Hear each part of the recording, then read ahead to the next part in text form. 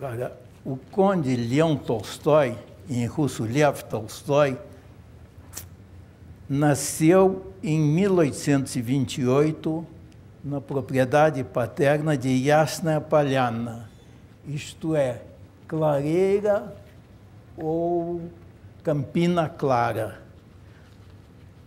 Yasnaya Polyana, segundo outras fontes, tem relação com a árvore Yasin, que em português é freixo, árvore que, segundo me parece, nós não temos, mas que é relativamente comum em Portugal.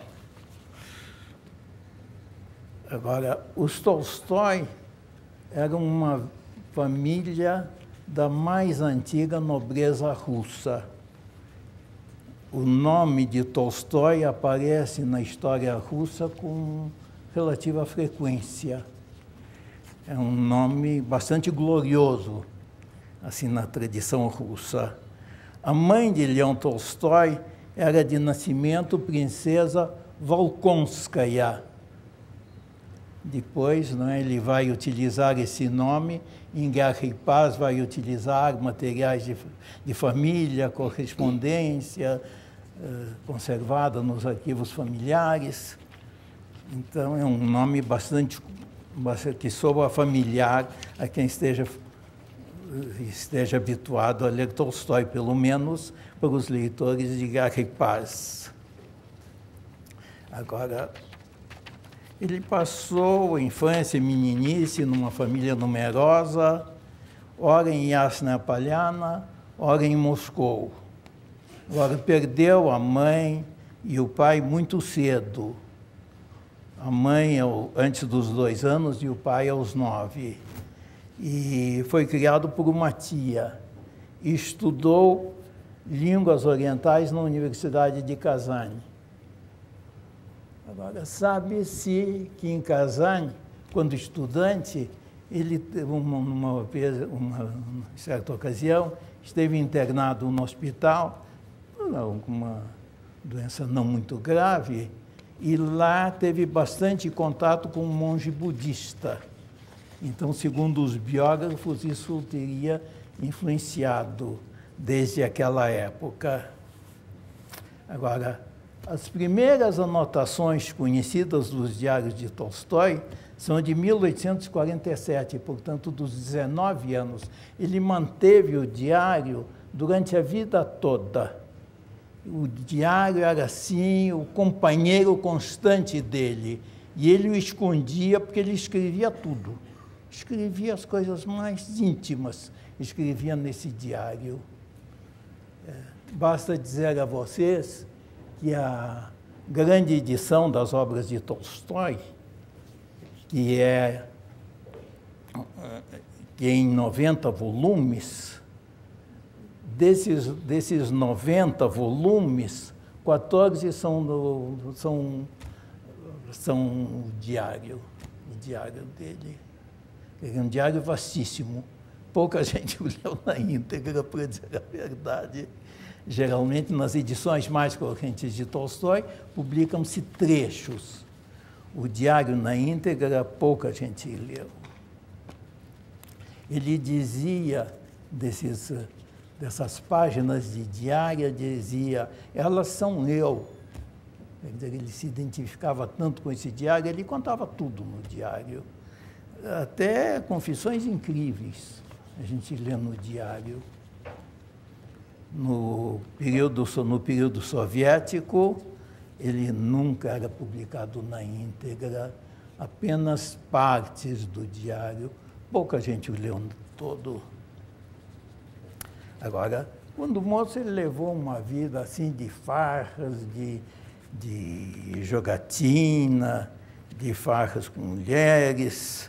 Agora, desde as primeiras anotações de diário, aparece aquele sentimento de culpa. Ele sempre se sentia culpado. Isso é típico de Tolstói. O sentimento de culpa o acompanhou sempre, até a morte.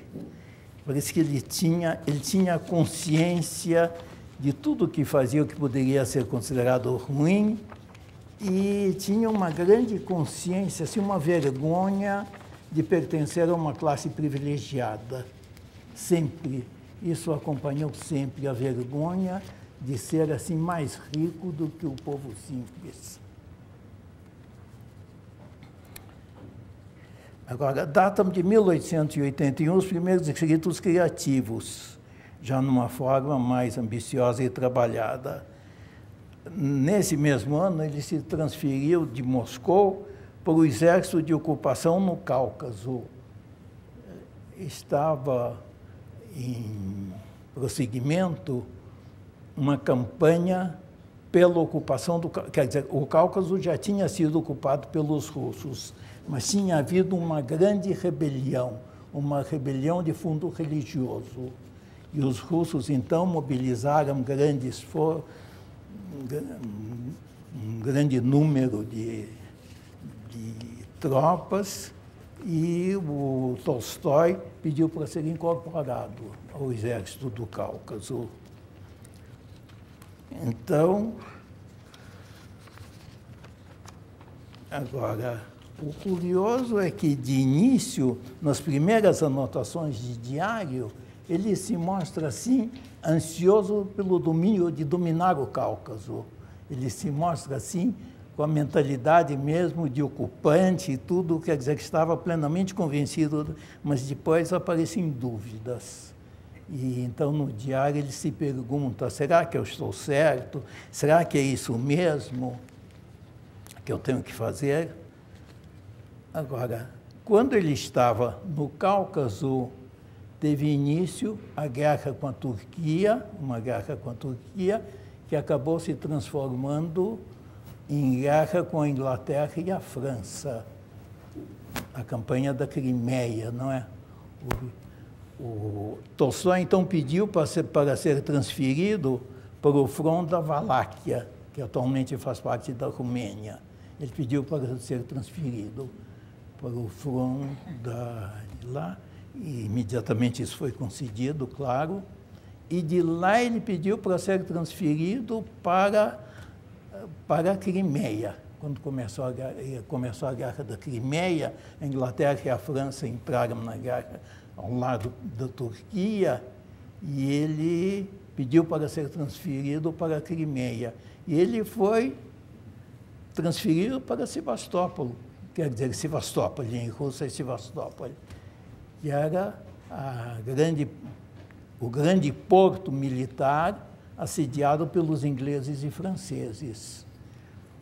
Agora, quando isso aconteceu, ele já era escritor relativamente consagrado, porque ainda no Cáucaso, pelo jeito, pelas anotações dele, percebe-se claramente que ele era um tipo de vida bastante folgado, de um oficial do exército russo em campanha, mas era uma vida bastante folgada. Ele participou de algumas incursões contra os rebeldes e tal, mas não tinha uma vida muito dura. E ele ficava lendo e escrevendo o tempo todo. Ficava lendo e escrevendo, e também jogatina, farras, etc., o normal na época. E agora, ainda na campanha do Cáucaso, ele iniciou uma tetralogia. Deveria constar dos livros Infância, Adolescência, Juventude e Mocidade. Dessa tetralogia, ele escreveu 3 livros: Infância, Juventude e Adolescência. O volume sobre mocidade ele não chegou a escrever.